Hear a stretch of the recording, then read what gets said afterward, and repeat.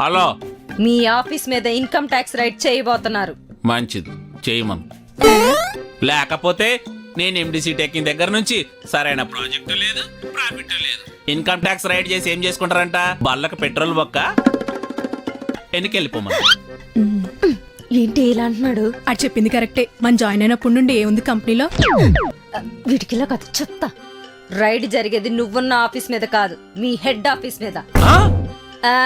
Urgent గా account books, hard డిస్క్లు దాయించేయి. ఇప్పుడే వెళ్తా.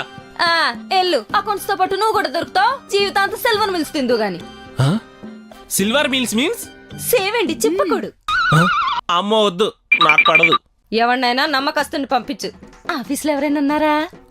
ఉన్నాడులే, అరా శ్రీనివాస్ అని నమ్మకాన్ని అమ్ముకునే అమ్మకస్తుడు. పర్ఫెక్ట్, మాకు కూడా అదే కావాలి, సిల్వర్ మీల్స్.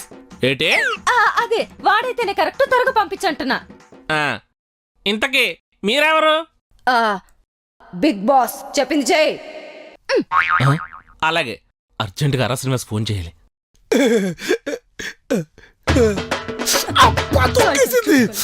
నానైతే కూర్చోవే. ఏమండి, బాస్ ఫోన్ చేశాడా? లేదు, ఏమైంది అడిగి? ఆఫీస్ మీద ఇన్కమ్ ట్యాక్స్ రైడ్ అంటండి. బాగా అయింది.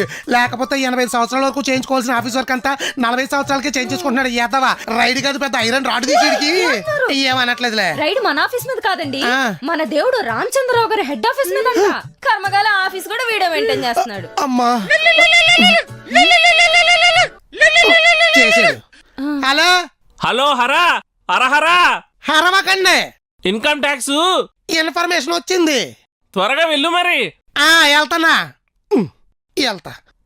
ఆయన తప్పించి చెప్తాను. అమ్మయ్య,